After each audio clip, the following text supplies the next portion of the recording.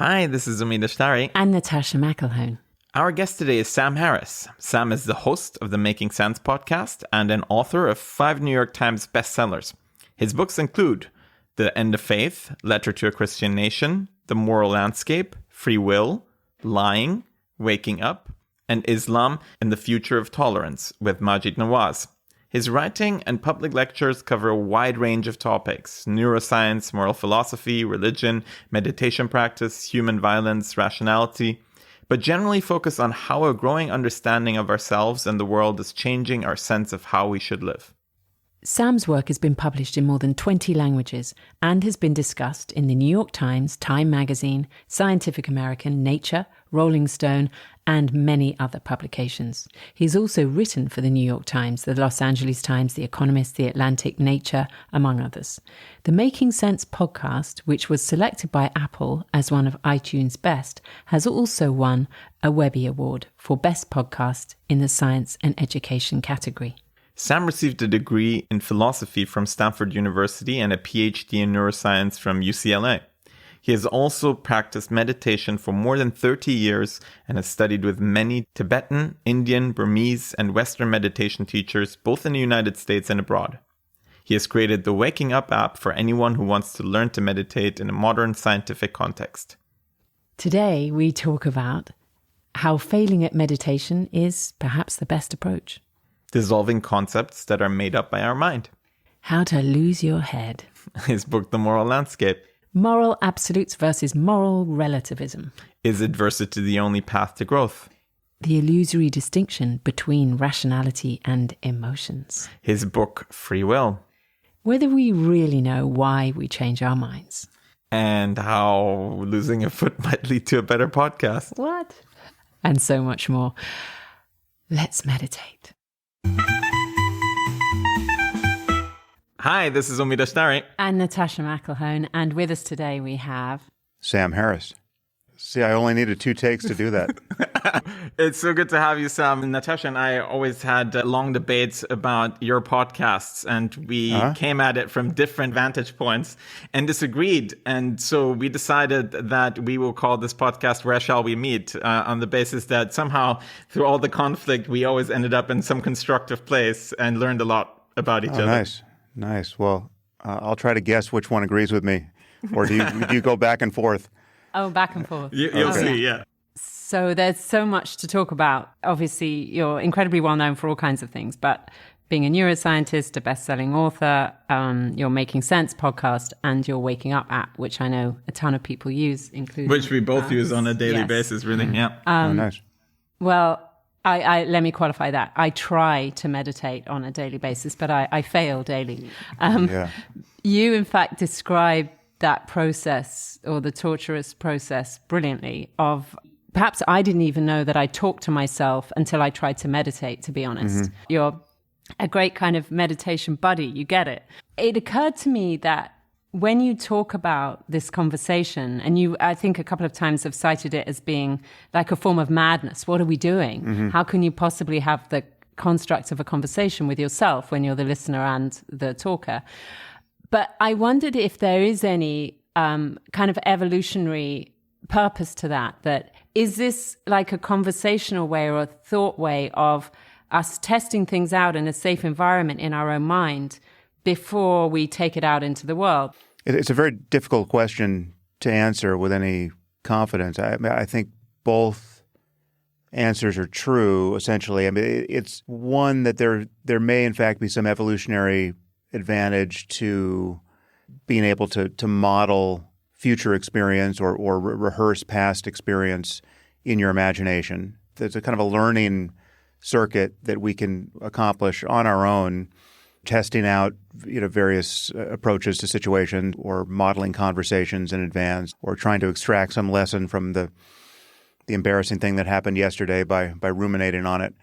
But most of it probably, I mean, just speaking as a consumer of all the dumb thoughts I think throughout the day, most of it is certainly pretty useless. So the other side of this is that evolution never thought to build us an off switch, right? There has been no selection pressure on turning language off or turning imagery off. because language and imagery are just so useful.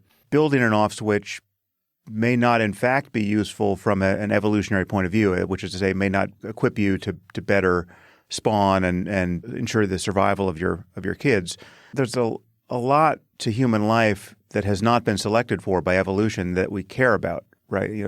Most of what we do, evolution can't see. Virtually all of civilization, almost anything that we would consider recognizably human now in terms of what we care about and what matters to us, it's built upon circuitry and capacities that have clearly evolved for social primates like ourselves. But so much of it has no direct relationship to it. And I think the challenge for us individually and as a species now is to answer some of the riddles of how to be happy in this world in ways that we're poorly equipped to do based on evolution. But why does this image from 15 years ago pop into my head, let's say, or your head, when you're desperately trying to focus on your breath? Where does that come from? I would say it's subjectively mysterious, which is to say that you as the witness of your experience can't know where these thoughts are coming from because they seem to just come out of nowhere, right? But you might be able to retrospectively hazard a guess as to why a thought about a certain topic arose when it did, but that would just be a guess, and in many cases you would be wrong. There's a region in the brain, in the midline of the brain, called the default mode network, which has been called the default mode because it's been shown to be active regardless of the task a person's being given in the scanner. When the person is not on task, when they're just sort of waiting for something to happen. It's kind of the brain's default state when it's not busy doing something in particular that's requiring outward focus.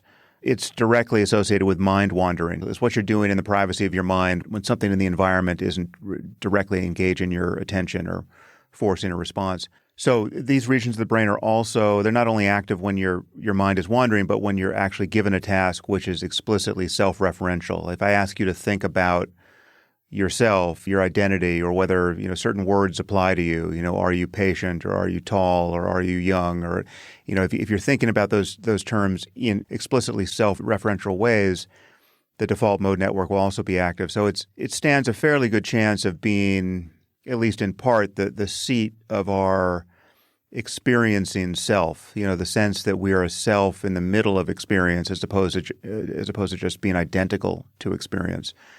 And as you know, meditation is a first-person way, an experiential way, a subjective way of interrogating that seeming starting point in consciousness. I mean, the sense that you're a self that's having an experience, that you're a subject in your head that is having an experience, and part of your experience is of having a body.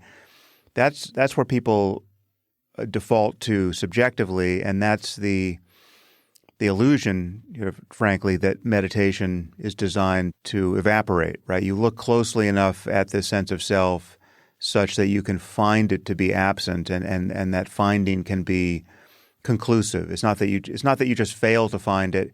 You can fail to find it in a way that relieves you of the feeling in the first place, right? You thought there was a sense of I there that had you divorced from experience, always trying to control experience, always reacting. This is the thinker of your thoughts.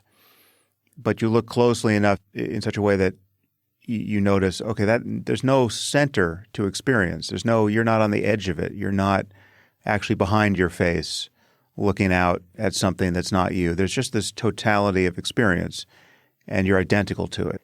What's actually interesting, Sam, is these two different modes of doing the meditative practice, where at some point you see the gap and you're observing the thoughts, and then at some point you're just existing with it. I think there's value, and I think Natasha really finds a lot of value in that gap in particular, because in a way it's good to realize, I think you called it the biceps curl of meditation, is realizing that there is sometimes a gap here and that these thoughts do stream in and then go back to like just being your thoughts. And then again, seeing that the distraction is occurring and the gap is happening. What do you feel about the fact that this gap can be used to observe obsessive compulsive rumination, right? Rather than just like sitting with it?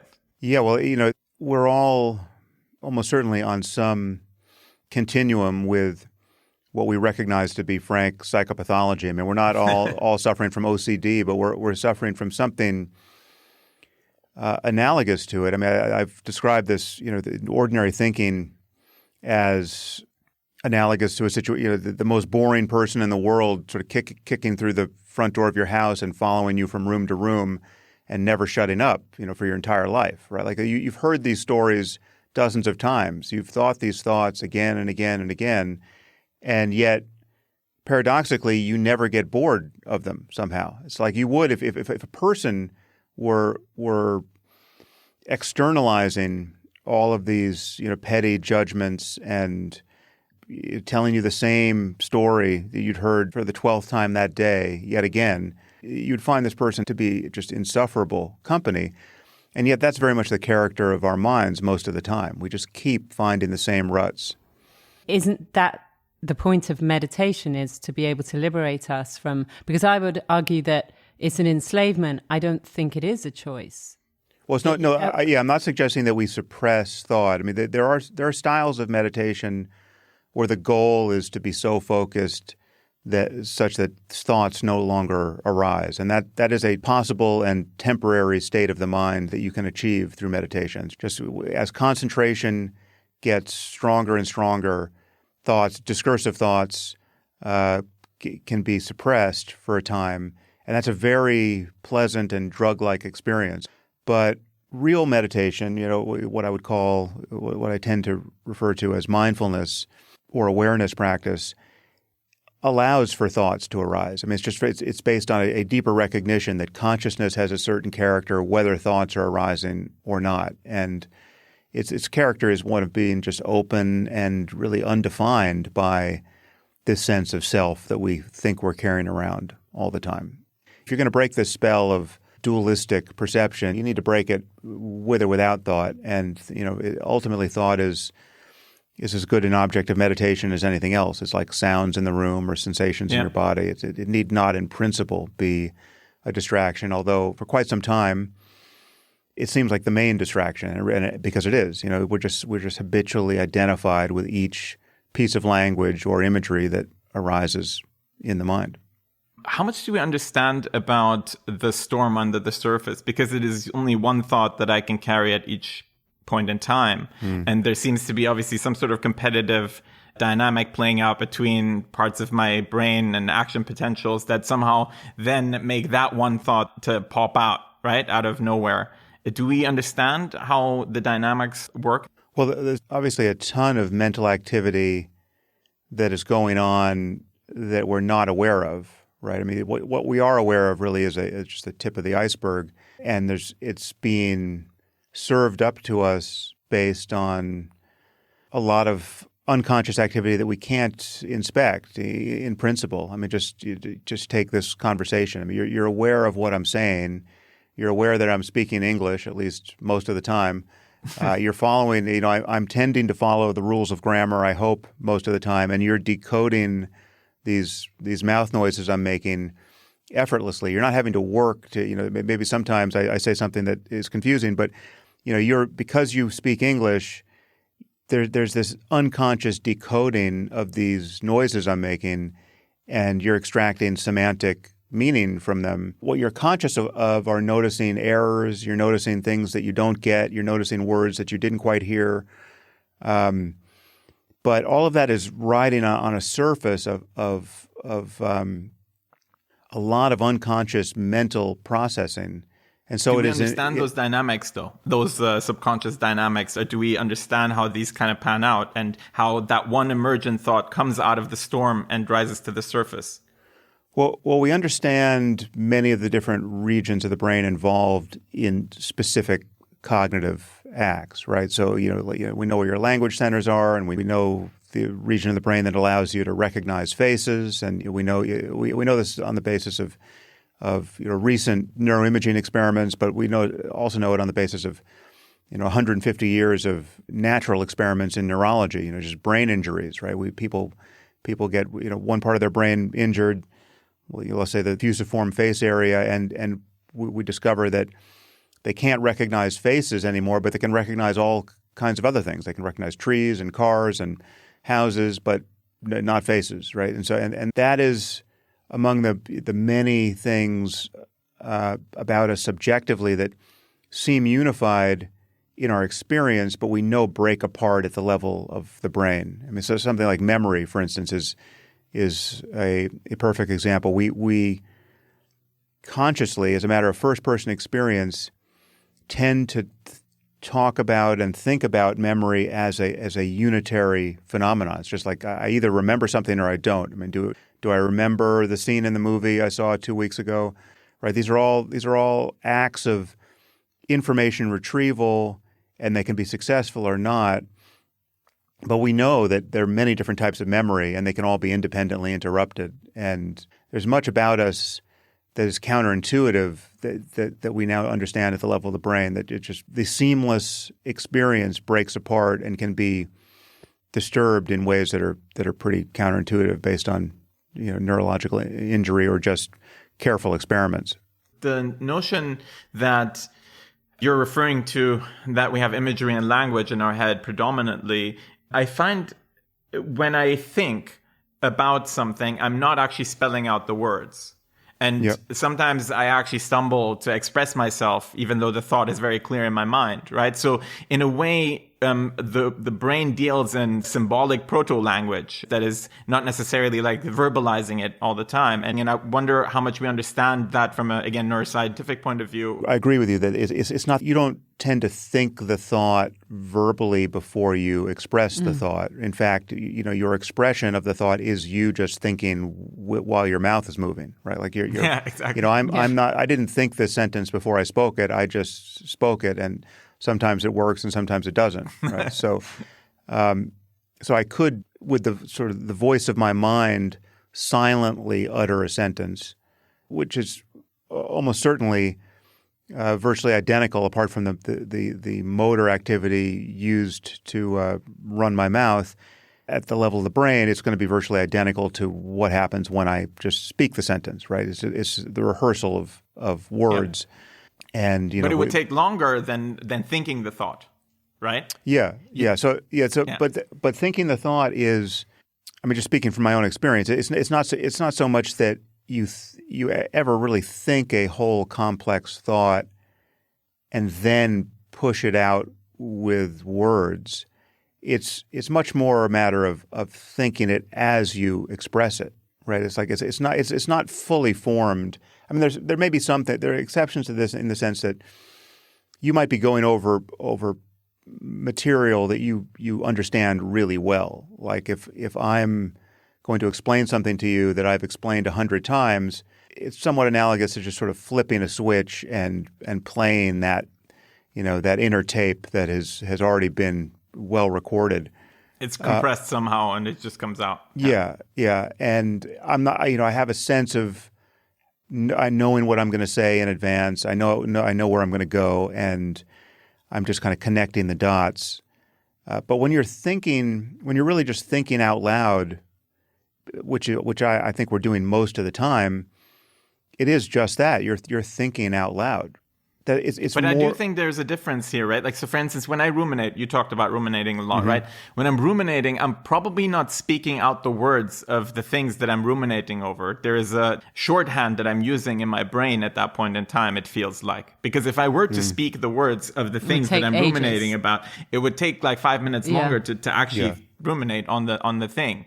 I mean, I think there's a spectrum here. I mean, there's the case where you actually are just talking to yourself as though you would be talking to another person with the voice of your mind. I mean, you're thinking the thought, why the hell did you do that, right? Like, and it is a sentence. It's like, oh God, that was dumb, right? Like that. So it's like this judging voice that many of us have in our minds. It really is like you're looking over your own shoulder and commenting on experience. But then there are versions of linguistic thought that are far more impressionistic or piecemeal and much faster, and just a kind of a wisp of language. And sometimes it has a kind of cognitive structure, but it's not really linguistic, right? Like it's not just it's not a tumble of words. It's just, but it has some kind of semantic meaning. You were thinking about something that was happening at your house, but if you actually look back on what it was like to be you a moment ago, you couldn't say there was clear imagery of your house, and you couldn't say there were clear words like kitchen or living room or like that. Yeah. It's hard to say what was happening subjectively, Exactly. but subjectively you could still say you were thinking about your house. Yeah. So there's a higher level of compression here, basically, and in some ways than language as the kind of layer with which we save things in our brain, so to say. Yeah. But I think we experience all the different levels subjectively. I mean, you really can, in a very dreamlike way. You can, dreams are a perfect example. In dreams, you experience almost the movie version of this, semantic and cognitive operation where you not only are you hearing language and producing language, you're actually producing the person you're speaking to, right? And you're giving them lines, and it's a very full experience it's an illusory one. It's arguably a psychotic one if you don't know you're dreaming, if it's not a lucid dream, but it is very elaborated semantically and cognitively. But I know what he means. It's a totally different experience than dreaming, because it's not daydreaming either. Mm-hmm. I think that's a good word you use, compression. The processing speed of that is so fast, you couldn't even say it in words, because the speed at which you'd have to speak would just be impossible for our mouth or our motor system. I've often wondered what that architecture is. Like, what do we call it? Do we know more about it? Will we know more about it? Will it end up helping us to not have this constant barrage of self-talk, I guess, if we understood how it even enters, how it gets developed? Again, it's almost certainly not one thing at the level of the brain, because it depends on what the content is, right? If there could be a mathematical version of it, an ethical version of it, an autobiographical version of it, a relational version of that. I mean, just like if you're in a conversation with another person and you detect some kind of micro expression on their face, that's a very specific operation. It happens very, very quickly.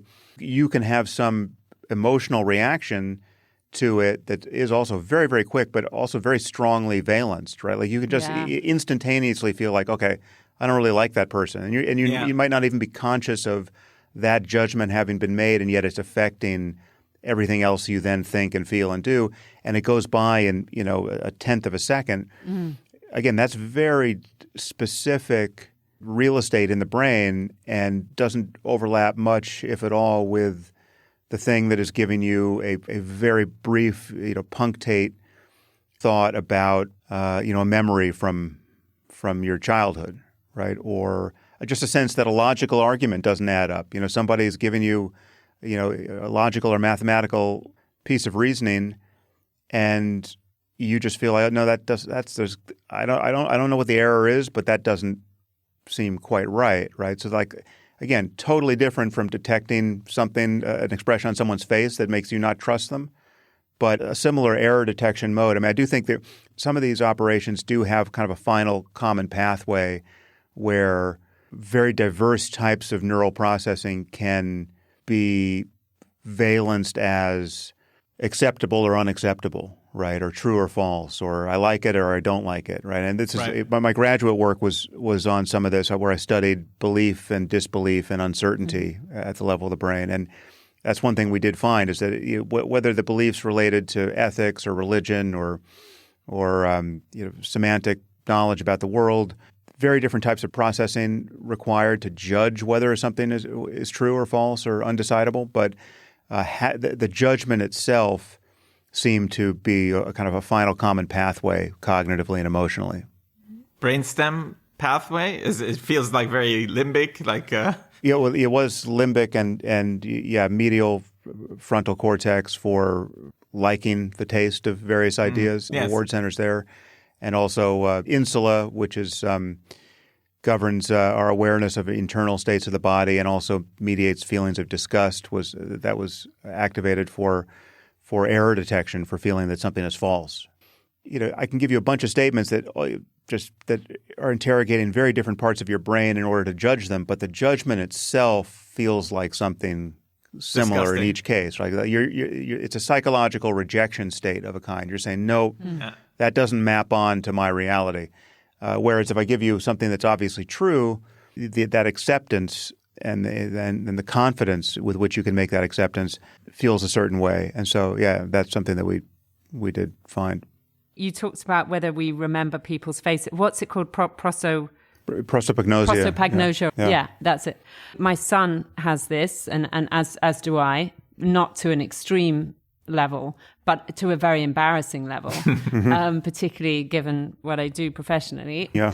And yet I have no other talent that replace, that an amplification part of my brain that does something else that's extraordinary. Right. It's just this. It's just a pure diminishment of your of your character and standing in the world.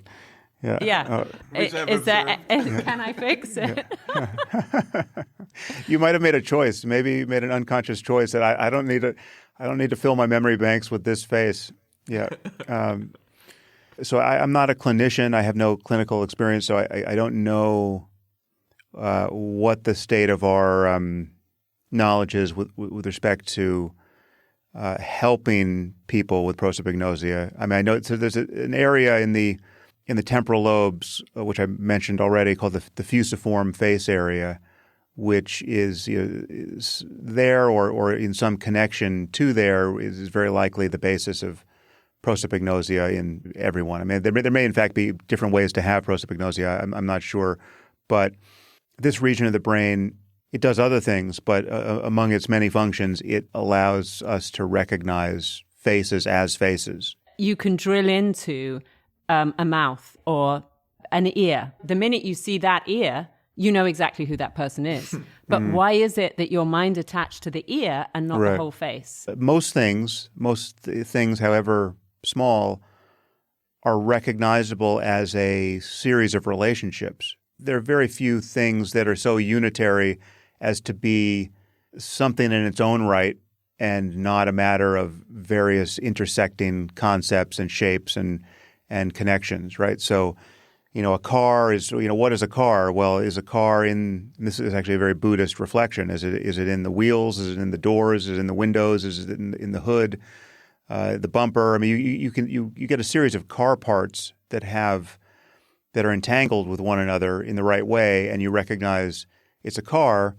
And if you start pulling the parts off, well, for a time you can say, well, that's a car without wheels. That's a car without wheels or doors. That's a car without wheels, doors, or windows. Right? But at a certain point, its carness evaporates. Or it just was a car. Yeah. And so it is with any part of a human face, or certainly it is with a face. But if an ear, what is an ear? How do you recognize an ear to be an ear? Well, if enough of it were missing or occluded by your vision, it wouldn't be recognizable. And I mean, our concepts are for everything are like this. Our experience of an intrinsically undivided world. I mean, just to take the visual field specifically, we see this field of color and shadow, and it is divided really only by our concepts. We're thinking conceptually all the time. Meditation is a way of relaxing the hold that concepts have on us moment by moment and just coming into contact with more the raw data of experience, whether it's visual or, just emotional or in any other channel. If you're feeling an emotion strongly, it's very easy to just, in a coarse-grained way, just feel, okay, well, I'm angry or I'm anxious or I'm impatient.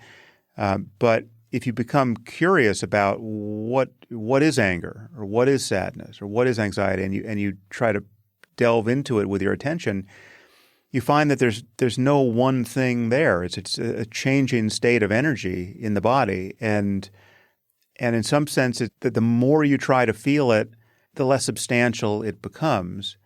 That's one way to actually become free of the implications of all of these negative emotions, a true willingness to feel them without contracting around them or resisting them or thinking about, how to get rid of them, et cetera. Just feel the way you feel completely. Just let yourself become incandescent with that emotion. And that is, that's what mindfulness does in the presence of negative emotion. I find the moment that you described quite fascinating when I experienced it myself. And there are meditations where you suggest that you should keep your eyes open. And in those moments where I'm staring at the world and it falls apart and concepts are no longer being recognized, but just shapes and just the rawness of the stimuli that is coming into my brain, it's a bit scary at that moment because you realize how everything is just constructed. And how this world is just a story that we've made up in some shape or form. We're somehow triangulating too many parts to count to some geometries that we're somehow coarse-grained assessing and therefore figuring out that something's a table and something's a chair and something's something else. I find that both a scary moment but a very liberating moment. And I think it's the analogy to what you just said on an emotional level, just to see that experience as an illusion in some shape or form. Yeah. I mean, the open-eyed meditation is especially useful for interrogating this sense of self, because our sense of self is certainly in most people mostly defined by vision, right? I mean, leaving aside people who can't actually see for one reason or another, we differentiate ourselves from everything that seems to be not self, certainly the physical world, more in vision than in any other sense. That's how we locate our sense of self. It's so dependent on vision that you can do something in a lab. You can provoke what's called a body swapping illusion. If you give a set of goggles with video cameras associated with them, if I'm wearing the goggles that are receiving your video inputs and you're wearing the goggles that are receiving my video inputs, we can actually feel like we've swapped bodies based on just the change of vision. And so when you look for your sense of self, when you look for the one who is seen with eyes open, you can actually fail to find it in a way that is very salient. It can be very vivid. There's one teacher, Douglas Harding, whose practices are taught over at Waking Up by his student Richard Lang. He talked about the sense of having no head. Right, you look for your head. I get so frustrated at these ones. I have to say, I don't have a frigging clue. Yeah. Okay. Well, so you're looking at me now. It's a little odd because we've got you have a head. Cameras in the way, but if you're looking at me, you can notice that the only head you see is mine, right? You don't see your head, right? Unfortunately, I do, but yeah. Yeah. Okay. Well, you've got it. You're looking back at you on the screen. Well, so in normal life, there's just where you know your head to be subjectively is just this open space where the world is appearing, right? There's just the world. I mean, looking down at your body, you know it's terminating up into this place where you know you have a head, at least conceptually, but as a matter of experience, you don't see your head there, right? You just see your body terminating up into this open condition of awareness, right? Like it is. On some level, just an analogy. I mean, obviously, you're not really decapitated. You know you have a head, but it's a useful way to direct attention back upon itself. It's somehow more concrete than saying, "Look for what is looking." The gesture to be made is to try to turn attention upon itself, and notice that the moment you do that. This is just so gratifying to be able to ask you this. So the moment that you say that, turn attention back on itself, it disappears. It's a bit like for me, if I have an inspiration when I'm acting, if I try and clutch onto a feeling that I want to duplicate, it's like a bird that flies away. It does not stay the minute I recognize it, okay? If it stays in my intuitive I didn't even know how to describe where it's residing, but let's just say in the body and not in the mind somehow. It has a chance to take me somewhere surprising. Whereas the minute you say turn attention back on itself, you just said you get this amazing freedom. I don't. I get confused. Yeah. Well, that is something that can happen. I'll grant you. But that is something you can be mindful of. Like you can notice this feeling of confusion. That's as good an object of meditation as anything. But if you relax with this, if you just realize that this is something that there's no emergency here. You don't have to get tight around this. You just in a very gentle way, if you just look for what's looking, if you look for yourself, if you try to turn attention without withdrawing your attention from the world, I mean, still look at the thing you're looking at. I mean, whether you're looking at me or you're looking at an object on the desk, you have this dualistic sense of subject-object perception. If you just look for the subject, if you just try to find what is looking, you can notice in that first instant of trying to turn attention upon itself that there's this moment of where you're no longer behind your face. You're no longer over here looking across space at the thing you're looking at. There's just this totality. And it's very, very brief. This is not something to find deep within yourself. There's just this experience of openness. There's just pure seeing, right? Like you lose the sense that there's a seer on the edge of the world looking at the world. What's interesting is I think I'm having the experience that you describe. I mean, I think a lot of people do, but it's through your first instruction, which is when you talk about there are sounds outside, let's say, listen to those sounds, let them just keep appearing, right? Rather than being intrusive, let's say, they are part of this soundscape that I'm experiencing. And when I analyze those sounds, like hear them for the first time, hear what a car horn is, rather than going back to my library of assumed things and my priors of what that usually means, I just meet it afresh. I find I get that freedom and that sense of not being me, I guess, in that moment. As soon as you start talking about no face and no head or being behind it. And you're saying you get this sense of no subject-object division in hearing but not in seeing? No, I can get it in seeing too. If I look at what I know has a name of a table, but as you say, if I put it down into its component parts and I just look at the wood and the grain, how that liberates me from a set of assumptions about all kinds of things, in fact. Yeah. It's just interesting that the terminology around no head or where is being behind your face, for some reason, throws me into total confusion. And I just was curious if it does for other people as well. Well, it definitely does. I mean, it is one of the main complaints we get over at Waking Up. People just, it's... if I really wanted to make money in the meditation game, I would stop giving this instruction. You're losing customers, exactly. Because it's a bit of a hate crime against a certain percentage of the audience.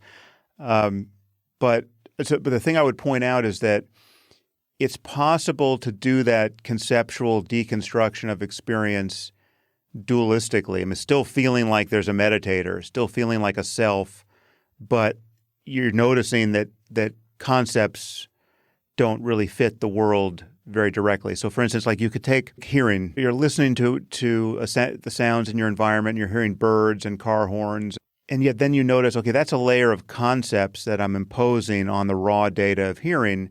I'm going to listen even more closely. Then you begin to notice that, a bird isn't a bird, a car horn isn't a car horn. I mean, there's raw frequencies being experienced. But it can still feel like I'm the one doing that. I'm over here, still separate, now having a different kind of experience, a deeper experience, a less mediated experience, but still there's an experiencer in the center of experience. Yeah. And so this turnabout, the looking for the looker or looking for the thinker or the hearer is the thing that directly interrogates that presumed subject-object relationship. So there's a level of and undermines concepts. It. Yeah, so there's a level of collapsing concepts, and there's a level of collapsing the observer altogether. The observer is another concept. It's another part of experience. I mean, here's how you know it can't be the ground truth of your conscious experience, because if you're experiencing it, if I names some component of experience, well, that too is an appearance in consciousness. And so it is with a sound. And so it is with a sensation, a tingling in my fingers. Well, I'm not identical to that because I'm aware of it. There's this kind of this subject-object sense. So the subject must be something else, but yet if the subject feels like anything, right? If it's a pattern of energy in any way, no matter how subtle, that too is an appearance, right? I mean, otherwise, how can it modify my experience at all? So consciousness, I mean, that which is knowing must be prior to it experientially. It must be the condition in which it too is appearing. And so just logically, it doesn't make sense to say that consciousness itself feels like a self or feels like I. If any of that is appearing in front of the floodlights of consciousness on some level. You're trying to feel the way consciousness feels prior to anything appearing and in the midst of anything appearing. So like what does it really feel like to be the hearer or the seer or the thinker or the sensor of experience? And the more you fall back into that condition, the more it begins to feel like, okay, there's just this openness and clarity that is intrinsically undefined, right? Any sense of definition, any sense of structure, any sense of it's here and not there is itself an appearance. It's part of the movie. What you're looking for is this condition in which everything is appearing, the condition of knowing anything or feeling anything or sensing anything. And the more you fall back into that, the more you recognize that the sense that there's a center to experience, and it is a self, it is an ego, that's an illusion. That's something that's a concept. The self as experienced is something like that, which when you recognize it, reveals that, okay, it's not at all what it seemed to be, right? Because what it seemed to be is this unchanging place from which every other experience is being experienced, right? Like it is the thing to which everything is referring. When you look and can't find that thing, then there's just experience. And that is what then you can actually have an experience that is free of this feeling of self. People intuitively want to be free of that. The moments that are really rewarding are the moments where we feel so comfortable with another person or so comfortable in our own skin such that we really forget ourselves and we have the free attention just to behold the other. I want to be free enough of my own self-talk and self-scrutiny and self-consciousness such that my attention is totally available to just see you.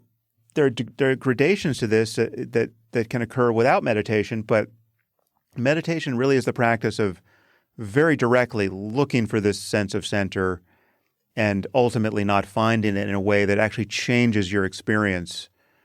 I'd like to transition to your book, The Moral Landscape. In it, you suggest that there's absolute morality. And this morality is determined by measuring the well-being of conscious beings like us scientifically, rather than in a wishy-washy philosophical way.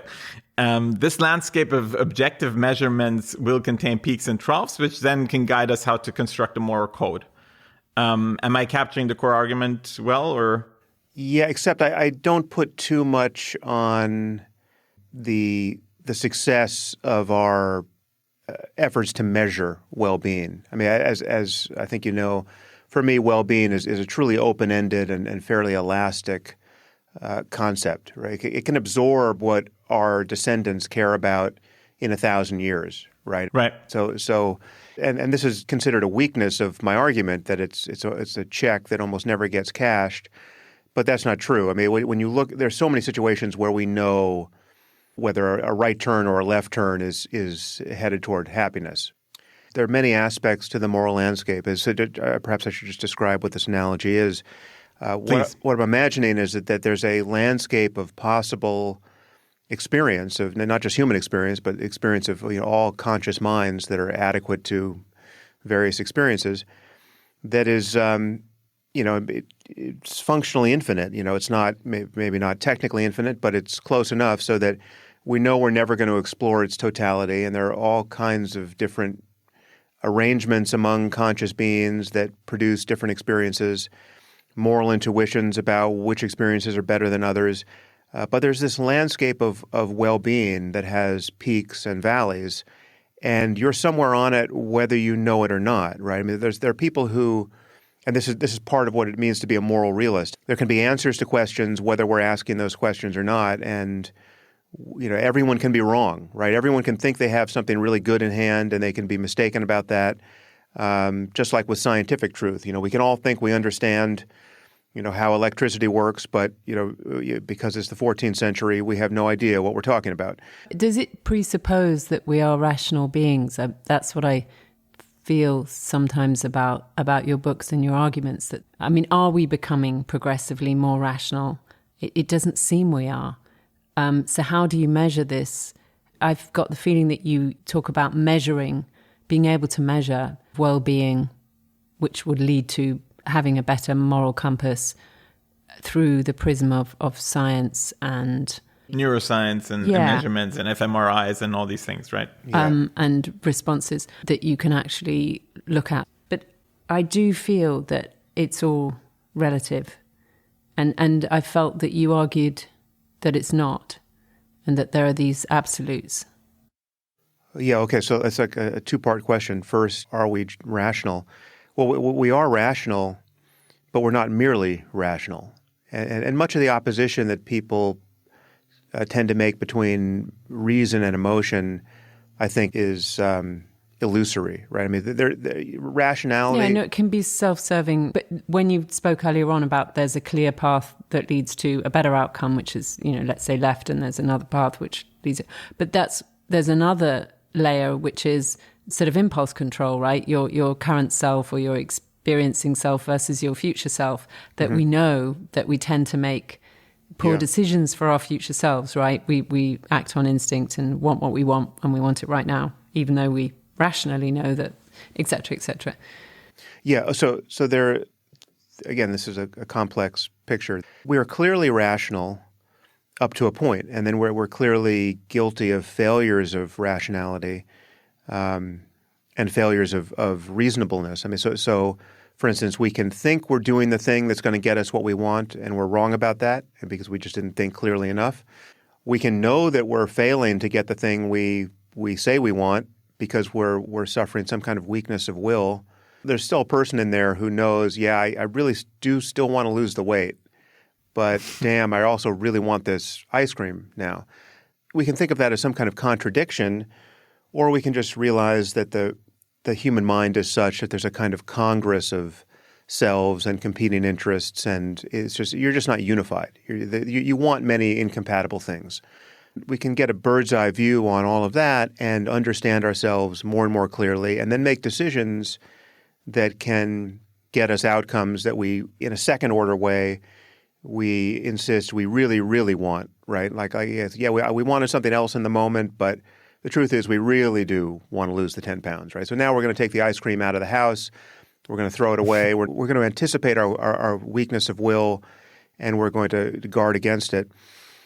But then there are just other experiences that are not merely rational, but they're not irrational. So, for instance, loving your daughter or loving your spouse or loving anyone is not the product of reason, really, but it's not irrational, right? It's not, which is to say, you're not in conflict with some principle of reason in order to love somebody. In fact, it's quite reasonable to recognize that love is one of the most important experiences you have in your life, and it's something you want to maximize, and you want to figure out how you fail to feel love in situations where you really should feel love, and there's a lot to learn about all that, and reason can help you all the way along the way to be more loving and to safeguard those situations in which feelings of love are more and more likely and feelings of hatred are less and less likely. And you can reason yourself out of your hatreds.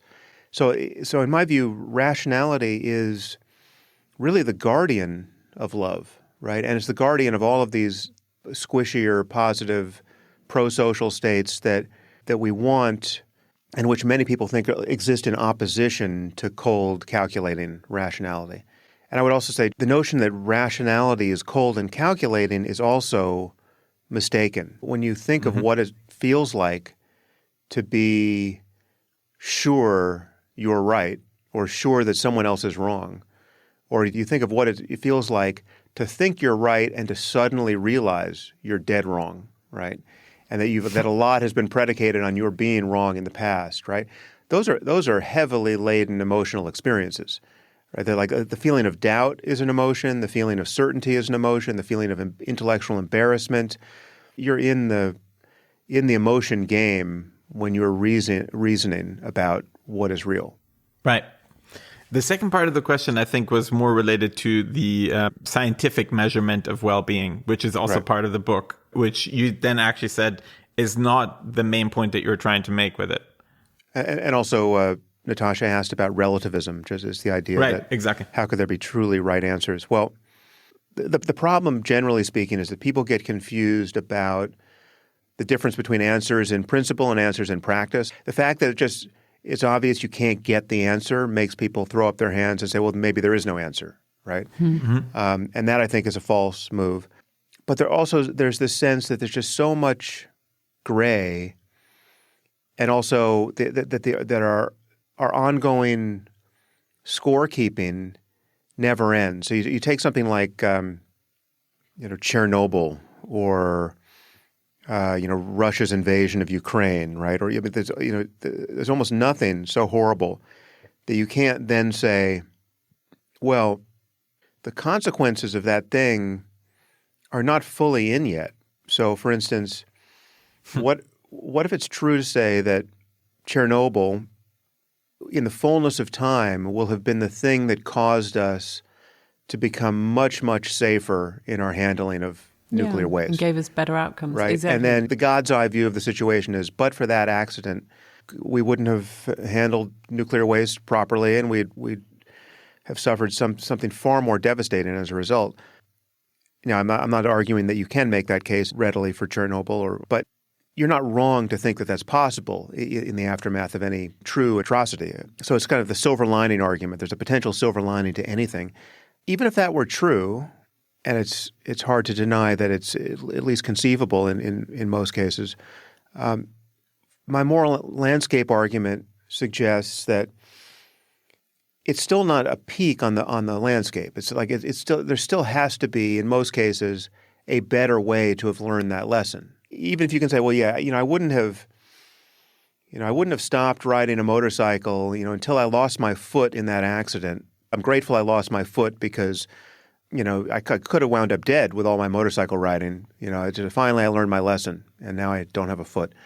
Well, okay, but when I was 18, I thought about riding a motorcycle, and I reasoned about kind of the utility of it, and I thought, this is one thing. It really looks fun, but this is just one obviously life-wrecking possibility where I'm going to regret having ridden a motorcycle. And so I just decided at the age of 18, I said, this is one species of fun that I'm going to deny myself, right? So it was possible to figure out that you don't want to be a motorcycle rider without losing a foot. That's what I'm saying.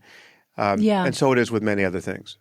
I'm wondering whether the avoidance of human suffering, and we're very much at the apex of that with the way that we, medicate an awful lot and we try and avoid suffering, whatever the other costs are, that in fact, maybe if you had lost your foot, I'd be a better person.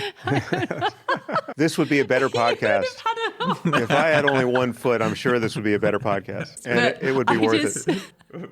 I'm just wondering, you know these books. Well, I don't know, Atomic Habits. Adversity builds character, basically. Being so avoidant, you talk about avoiding suffering or reducing it all the time, and I just wonder whether that's quite the right framework. I don't know. Yeah, well, that's not quite my framework, because obviously there are forms of suffering and certainly forms of stress that we like, that are enjoyable and they're useful, right? And they build character. Most people who get into working out learn to love the experience of the physical stress of a very hard workout in the gym, right? It's not something that they hate and they wish they could do without. It's actually part of what they love about working out, right? That's a very common experience. But they're making themselves do that. That's the difference. It's anticipated. I mean the kind of suffering, I suppose, that is a surprise. Right. So therefore it's truly challenging because...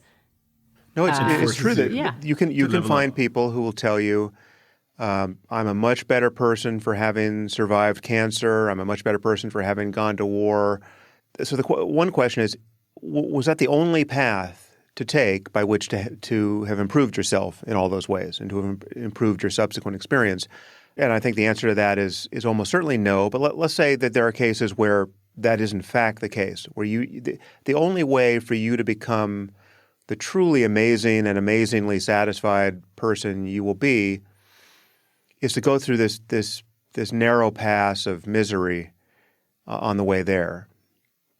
And that I would argue, just based on my analogy of the moral landscape, that would be analogous to literally having to descend on the landscape, to go to some lower, go down some lower ridge line in order to get to a higher nearby peak, or you're just a higher spot than the one that's going to be available to you if you just keep going in the direction you've been going, right?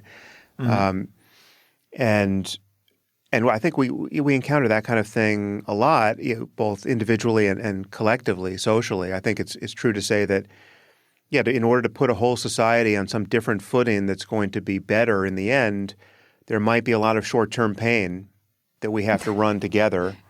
We're experiencing quite a lot right now. In order to get there, yeah. I'm not sure the current situation is an example of that, but in fact, I am quite worried that it's not.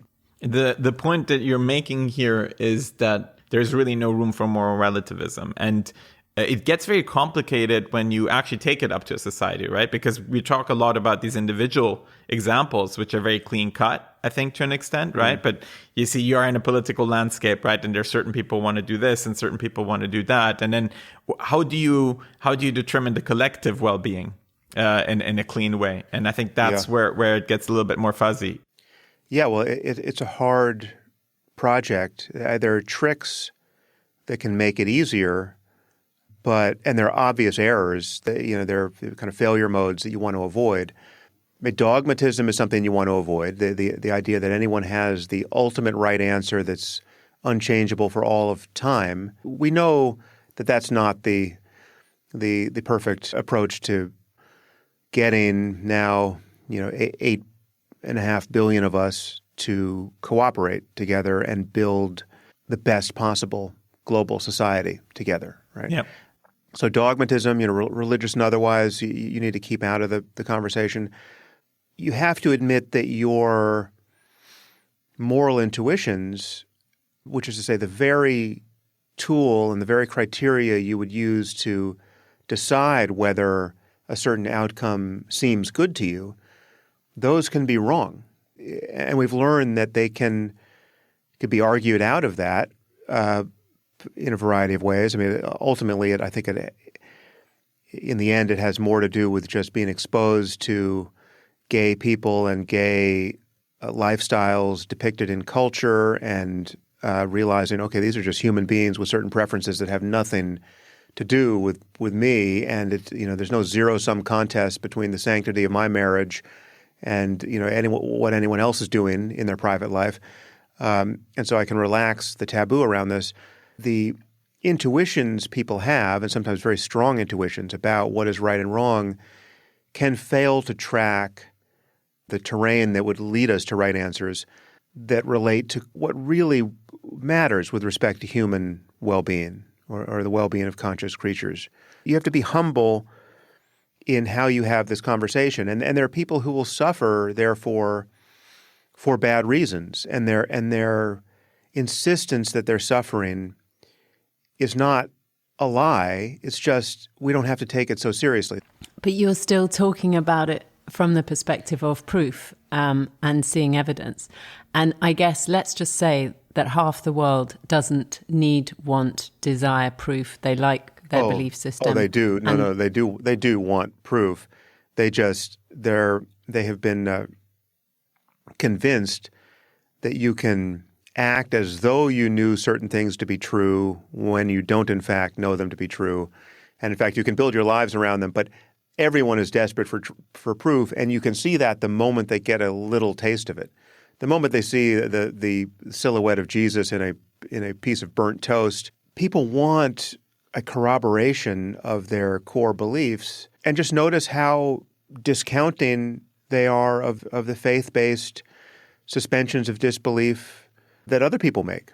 This is something that I pointed out when there's video of me online. I was at Notre Dame in the States, which is a Catholic university, and I was talking about the doctrine of Islam. And, I was trying to impress on the crowd there. So, there's 1,000 Catholics for the most part in this audience. And I said, don't you know that according to the Quran, you all are in danger of going to hell, right? I mean, you understand that Jesus was not divine according to the Quran. And to think that he was is a species of polytheism. And it is it's an offense like no other.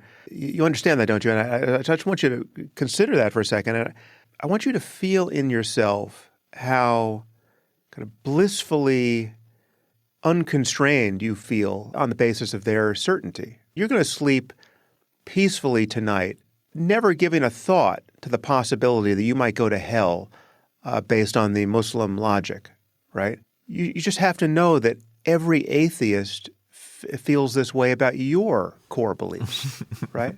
That's how I feel about you and everything you care about. Right? Because you're playing the same game the Muslims are. So every religious dogmatist keeps a different set of books for themselves, but they keep my books, the atheist, secular, rational books, for everyone else just as I do. They view Islam the way I do. But that's my point, is if we all have these different books, and if the rationalist believes the rationalist that they are does right and everyone else is wrong. The rationalist doesn't have different books. No. Everyone needs the rationalist. Everyone recognizes that they need the rational books. When someone's trying to sell them a bridge, when they're trying to figure out how to, get any terrestrial project off the ground, or when they're criticizing the unjustified religious dogmas of other people, the ones that were not drummed into them. Again, this is an atheist meme, but everyone is an atheist with respect to the thousands of dead gods that nobody believes in now. It's just that the real atheist just goes one god further. He just adds the God of Abraham to the list, and we're done. Yeah. The point is some books are better than others, basically, and they can prove to be better than others while others can't prove it. But I want to move away from this topic because I think I'd love to get to another one, which is just this incensed debate between me and Natasha, and that is that of free will. Mm-hmm. And Natasha is a compatibilist, I would say, and I am a determinist. And you have a really good book called Free Will, and so I want you to convince her. To be clear, compatibilists can be determinists, right? True, you're right. Yeah, they just think that it's not important. You have a bit of both. It's in the name. It's in the very name. They just think that determinism is compatible with what we mean by free will. Yes. Okay. Well, so my late friend Dan Dennett was probably the most famous compatibilist in philosophy, and he and I had a proper fight at one point over this, and then we made up, and it was fine, but it was tell us about the fight. We just had a fairly mean-spirited debate, the evidence of which is still available online. I wrote this book, Free Will. Mm-hmm. Did you write it before or after that debate? No, so I wrote the book, and he felt that I had not given him or compatibilism a fair shake. And that's probably true because as will become clear, I think compatibilism is really just a pseudo philosophy. It just changes the subject. It doesn't. It's a way of dodging the conversation, and he didn't like that at all. So he wrote a withering review of the book, and then I responded to his review in similar terms, and it sort of escalated because we were typing rather than talking. We got everything got a little too much topspin, and then we had to walk it back in a bar at the TED conference where we did a podcast.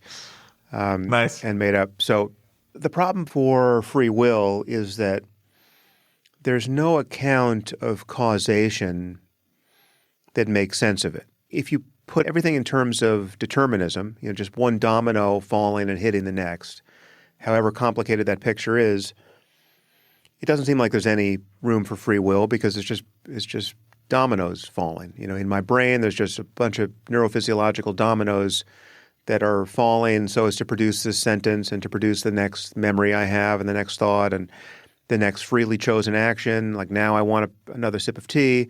I reach for the glass. It's me doing it, but behind me doing it, it's just a lot of dominoes falling, and it's the universe is doing it. And I'm kind of the last to know. I, the conscious witness of my life, am the last to know that I was going to reach for a cup of tea, because if we were scanning my brain, there's a lot of neural activity that would be detectable before I'm consciously aware of the next thing I'm going to do, right? And if that's the case, I am a kind of puppet. I'm a kind of biochemical puppet.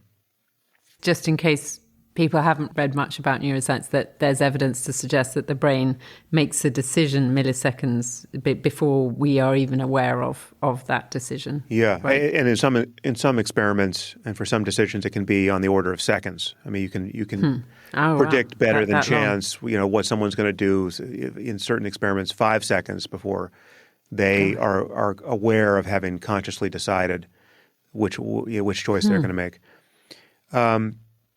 But even if that weren't true, I mean, that's a bit of a red herring. I actually regret referencing some of that literature in the book because even if you could collapse it all the way down so that there was no distance, right, and it was truly unpredictable, but it doesn't give you the free agency that people think they have, because what people think they have is what philosophers call libertarian free will, which is the sense that they could have done otherwise had they decided to do otherwise.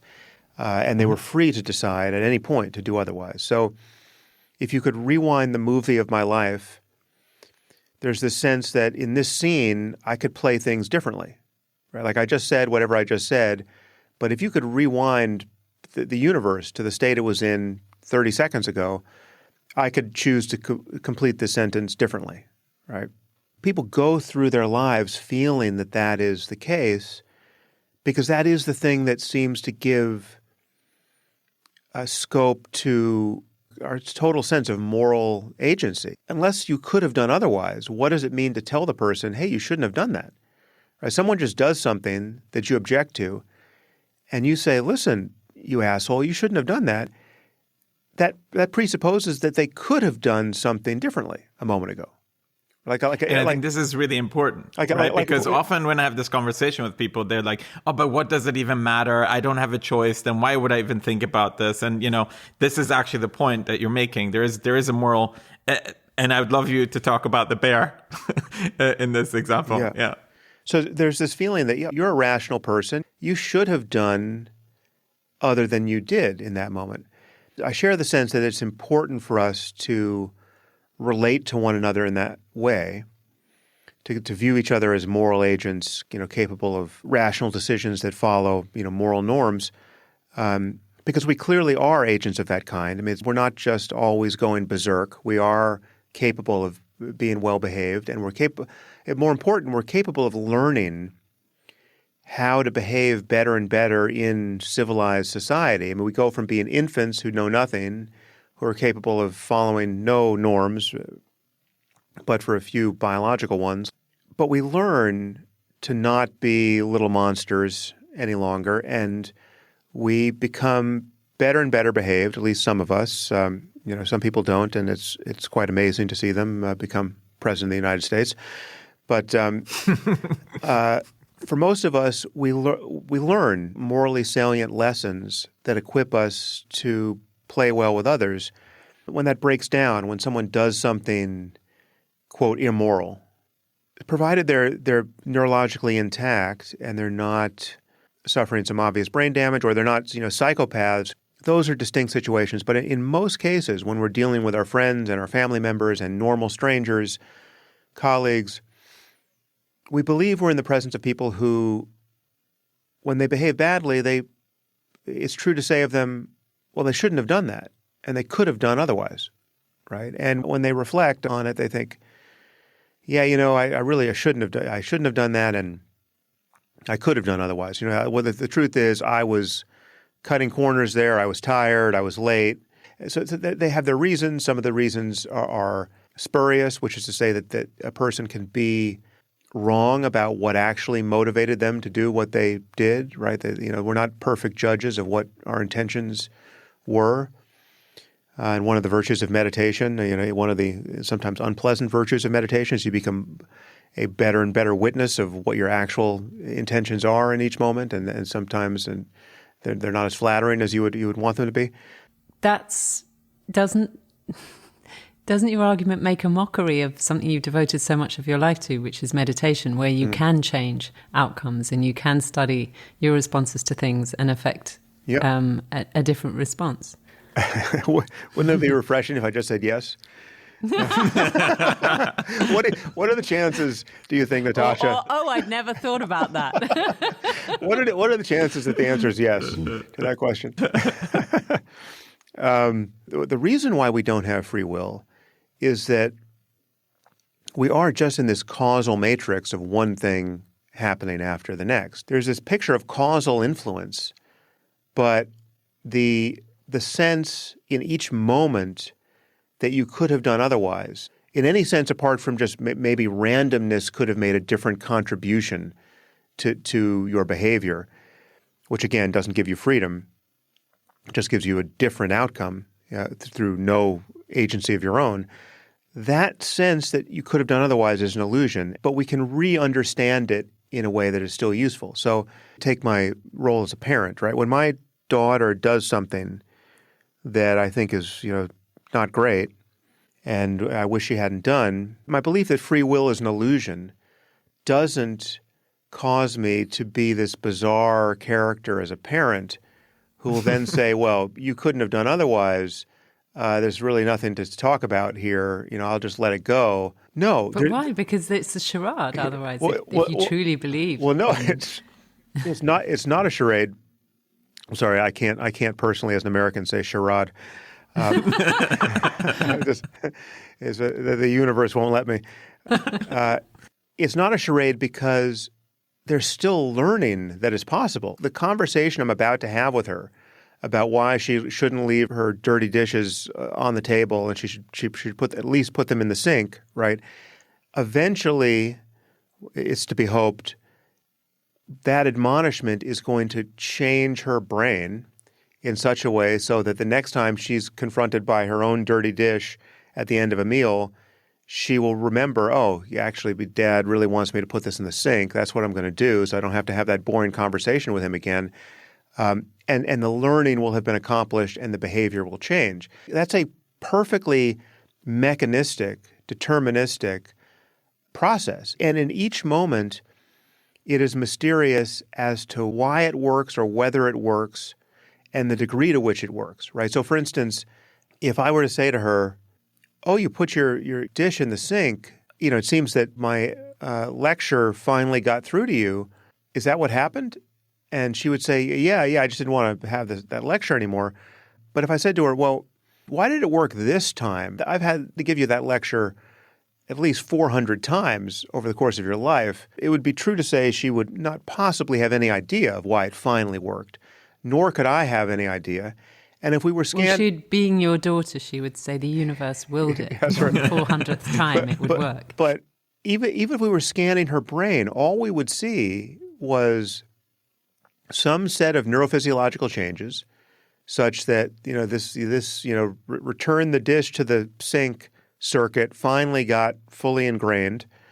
But it would not be a picture where you could see some little homunculus in there who finally decided, okay, I'm the one with the freedom here. I'm the one with the will that can be freely directed. I'm going to decide at this late hour to be the sort of daughter who puts her dish in the sink, right? No, it's more causality. And the witness of your inner life, your conscious self, is never in a position to know why one decision finally stuck or one impulse finally got canceled by the requisite level of strength of will, or why your will was weak in that moment to the degree that it was such that you broke down and ate the ice cream, and why in the next moment you got disgusted with yourself sufficiently so that you threw the spoon down and you stopped eating the ice cream. And the closer you get to each of these time points in your life, all you confront subjectively is mystery. If a friend called and they gave you a pep talk and it really mattered, and it mattered to the degree on the pep talk scale of mattering to degree, 8.5, you can't know why it didn't matter 8.6 or 8.4, right? You didn't decide for it to matter as much as it did. Where the hell did that thought come from? That thought is a visitor to your life. You didn't author it, right? You never had that thought in your life until the first time you had it. I'm not disputing the random nature of these things. Why did it work that time and not that time? But I am disputing the ability to respond differently or turn up the volume or down the volume on certain things, that we have some agency. Well, no, but each invocation of agency is itself another layer mysterious. It's like we will build robots on some level. We already have, but ultimately we will build effectively perfect robots that have exactly the agency you're talking about. And at what point in the process of building them will we say to ourselves, this is where we put the free will in? Yeah. Right? I mean, we're just not going to do that. And it's going to be strange to say, yeah, we built these robots, we know exactly how they function, or even we don't know how they function because there's a level of randomness or opacity in there. But we built these things, and yeah, they have free will just like us. Right? That's not the free will people think they have. I think most of the time when you consider this, it's easier to think about, okay, in how many ways are we not free, right? And we know all these, like country that you're born, parents, circumstance, all that. I get all of that, and also, ultimately, if you scale it up even further and think how many other people are taking decisions every single day that you're caught in their causal cones, right? So, and then if you take it even further, I think it's just tough for people to accept the fact that, for instance, they don't choose their partner that they love, right? Or that they don't take those very important decisions. Maybe they're not free when it comes to chocolate versus vanilla, right? But when it comes to those really important decisions in life, people don't want to think that. Well, they did choose. It's not quite right to say they didn't choose, right? But all the criteria by which they made this choice are things they didn't choose. Right, so like they didn't baked into the universe. They didn't does anyone choose to be heterosexual? Does anyone choose to have been born a male versus female? Does anyone choose to find certain people attractive or beautiful? Does anyone choose to value sense of humor, or do they just value it? Right? All these things. There's all these things we value. These things are mutable. That you can be attracted to a certain kind of person, and then think, actually, that's not really serving me, and I'm no longer. I'm going to change course. I mean, but did you choose that? Did you choose? But that disposition to say, listen, I'm superficial now, and I'm just concerned about how people look in bathing suits. But this is not really leading to all things considered to a life well lived. Maybe I should be a little deeper than that. Some people are available to that thought. Some people aren't. In neither case did they choose their availability or their lack thereof. It's like talking about any other organism. I mean, just take dogs. Like dogs. Dogs are making all kinds of choices, and I'm not suggesting that they're not important differences between human beings and dogs with respect to what we might call freedom in a conventional sense. It's like human beings can decide to forego pleasure for some higher goal in a way that presumably dogs can't, right? Because they can't formulate the higher goal conceptually in their minds, right? All they notice is that there's food available, and they can't represent some future state of the world whereby it would make sense to defer pleasure of eating in this moment, whereas we can, right? But this is just more complicated behavior that just leaves no space for this intuition that if you rolled back the frames of the film I'm in now, neurochemically, something different could happen. Right. So for those people who want to take a leap here and be in the same uncomfortable world that you and I live in, where we know that we don't have free will, How can you make it less uncomfortable for them? Because I don't think it's actually I actually don't think it's as uncomfortable. I just want you to give that rallying cry of why isn't it uncomfortable to actually really truly believe it? And just before you do that, one of my objections around it, it's not like a lot of it I go along with, and I do love the fact that in fact it liberates people from necessarily being. I know you did say that people are inherently evil at some point, but let's say my view is that people aren't, and that very often, because they're of the automatons, right? That we described earlier, they don't decide, and so the way that they behave isn't always a choice. But in terms of abnegating sort of responsibility for one's actions or self-improvement or attentiveness to one, I don't like what it does to that. But to me, it feels so much more aligned with a faith-based religious view of life, that everything's sort of predetermined and that the universe, instead of God or randomness, is our God, if you like. Yeah, well, it's not that everything's predetermined. So one way to draw the wrong lesson from this particular punchline is that you can become a fatalist. You can say, well, if I have no free will, I'm just going to sit back and see what happens. Well, that's just not true, because and you can just try it. Try to just sit back and see what happens. Right? Just don't get out of bed and then see what happens. Well, at a certain point, you're going to get very uncomfortable. You're going to have to go to the bathroom. You're going to have to eat. And you're going to notice that there are bills to pay. And the universe is going to keep perturbing you. The choice to do nothing is itself a choice that has consequences. Right? And if there are outcomes in life that you value, if there are things you want, if there are skills you want, if there are relationships you want, well, then there are things that have to be done in order to accomplish those ends, right? So you can't learn to speak Chinese by accident. So if you just sit and wait to see what happens, that's one thing that's not going to happen among the many things that won't happen. So fatalism is the wrong lesson to draw here. It's true to say that decisions matter. It's true to say that if you learn to meditate, you will be a different person. It's true to say that if you might get cancer and then recover and then be profoundly changed in good ways as a result. Life is way more meaningful because of that brush with death, right? That had consequences, right? But it's not a matter of anyone being the true author of these changes, certainly not the conscious experiencer of your experience, because from the side of experience, there is this fundamental mystery that you confront in every instance, that everything is just appearing.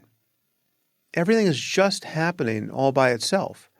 Your thoughts and sensations and emotions, everything's just springing into view in consciousness. And once you learn to be mindful, you can notice this process clearly, but then you'll forget. And that moment of forgetting is itself mysterious. And the moment in which you remember is mysterious. And you'll get better and better at that, again, based on some kind of causal process that you can't properly own. But based on your practice of mindfulness, you'll get better and better at noticing these moments where you've forgotten, and you'll remember more. But it's, again, in this instant, if you forget, that's mysterious. If you remember, that's mysterious. I'll grant you, I don't dispute how mysterious it all is. However, I feel that how we respond to that mysteriousness is something that is within our influence of. You would say that because you have no other choice. That's your last. Anyway. This is Natasha on the ledge, on the last ledge. Clinging on. So let me ask you to interrogate that ledge. Did you decide to feel that way about it? Is that intuition itself an exercise of your free will? Well, I'm open, and I feel that my opinion on this is mutable. So, but the degree to which it has muted or not, in the future, it can mute, and I may have felt much more absolutist in the past. So it's a process. I mean, in the years that I've known you, nothing's changed. But I want to ask you about that process. So you're not convinced. You know what that feels like. I'm asking you, like, that side of the coin. Does that feel like something you have freely chosen, or is that just like a pain in your knee, like it just came out of nowhere, and you don't know where it comes from, but you're just not convinced? And now imagine being bowled over, I would argue, through no free will of your own, and you're convinced of something that you were not convinced of a moment ago. What's that like? And where's the free will in that? My point is that there's no evidence of free will on either side of this equation. Being in doubt is something you haven't chosen, and having your doubt removed, I would argue, and it's even more salient because doubts, people go kicking and screaming to the epiphany. Having your doubt removed. But in that case, why are you trying to spend time to convince me if all of this is already? Because all of this matters. Because this causal picture is real. Like people can be convinced. It's not that arguments don't work. Arguments work, but they don't work through any free will of your own. Okay, so take the prototypical case of reasoning, which is just arithmetic, right? Just add up a column of numbers, right? You see a long column of numbers. You can do this. You can get to the bottom of these numbers. There's just, let's say, 7 numbers that you have to add together. Please don't make me do that. No, I won't. But one thing you can be sure of is that this is a process that admits of no freedom at all, right? Like, so when I say add the digits 2 and 4, right? Well, wait. Well, just get yourself, use all the freedom you got, right? Right? I got 2 fresh numbers for you, 2 and 4, and a lot depends on you getting this right. I made no decision. Right, it's just there in front of me. Okay. I have no choice. Yeah, so where is the freedom of will in this operation? Yeah. Now, so it is with any other species of reasoning. If I say something that seems incoherent to you, or I contradict myself, right? I say something which I said one thing, I said A a moment ago, but now I'm saying B, and I'm such a sloppy thinker, I didn't even notice it, but you caught me, and you have this feeling like, Sam, that doesn't make any sense, right? That feeling comes online, again, through no free will of your own. You're tracking a logical error based on the very similar operation cognitively that allows you to say that 2 plus 4 equals 6, and if someone says 5, you say, no, it's 2 plus 4. I didn't say 2 plus 3. And if the person insists on saying 5, you say, okay, well now I'm in the presence of somebody who doesn't understand math, or this is just a gag, or it's civil disobedience, or I don't know what's happening, but we're not having a conversation anymore. We have these tools of rationality built in that have been refined through education and just many conversations and through scientific learning, et cetera. Again, our bullshit detector is something that goes off or not based on no act of free will.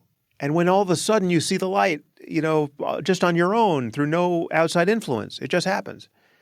And then when you recognize, oh, Jesus, no, I thought that made sense, but no, here's this contradiction over here. No, I got to go back to square one. That just happens, right? And I find this actually empowering in a way, because the dominoes has fallen so that I am the person that I am, and I have a certain neural network that is expressing itself in a way, and I'm going to continue to play this role. I don't think it's disempowering. It's basically saying the dominoes have fallen so that I am me, and I am going to continue to be me because I am contributing as an agent in this game of agents that are somehow influencing each other. And hopefully it's all Hegelian and it goes into a more perfect zeitgeist, but sometimes it doesn't feel that way.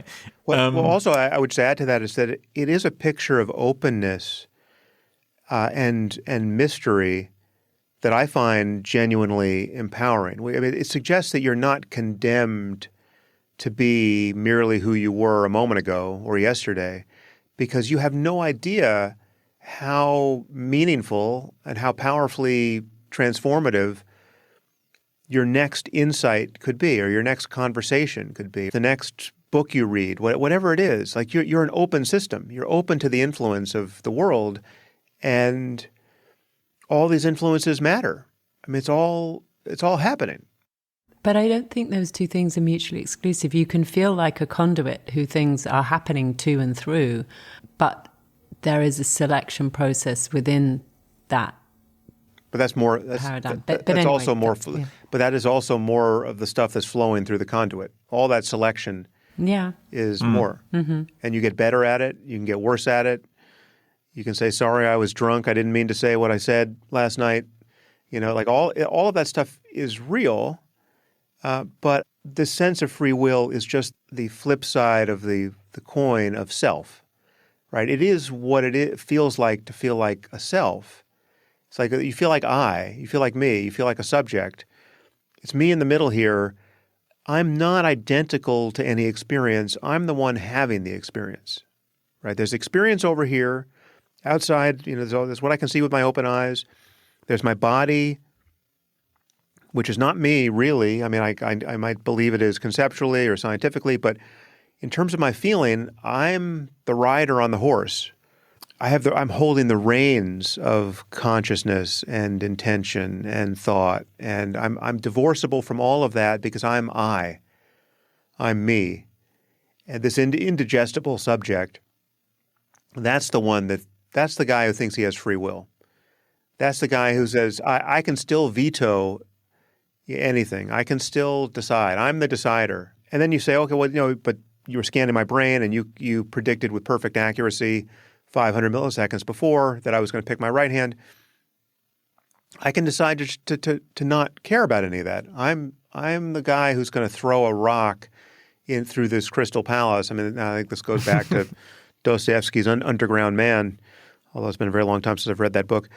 Just like you can decide, I'm a passionate person isn't going to be taken in by this temple of rationality you're erecting in front of me.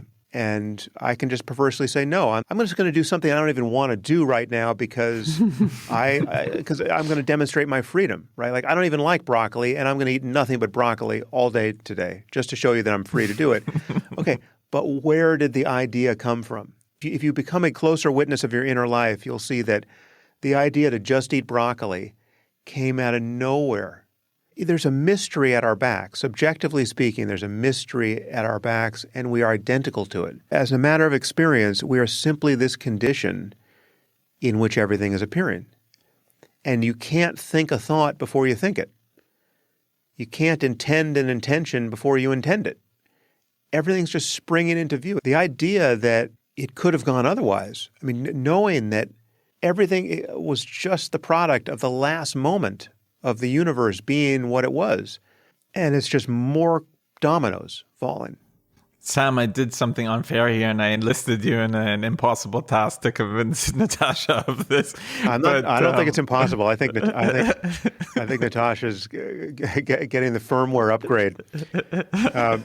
No, but listen, I really appreciate you spending so much time with us. Yeah. Great to meet you both. I want to tell you that I read The Moral Landscape. I read Free Will. I'm a big fan of the Making Sense podcast. I listen to you pretty much every day due to waking up. So you've had a profound impact on my life, and I want to thank you for that, and I appreciate what you're doing out there. Oh, well, thank you so much. And we didn't even get to talk about lying. That was important. Oh, my God. I'm frustrated, in fact. We're going to have to do another We'll have to do it again at some point. Sure thing. Yeah, happy to do it. Amazing to talk to you. Thank you so much. It's a pleasure.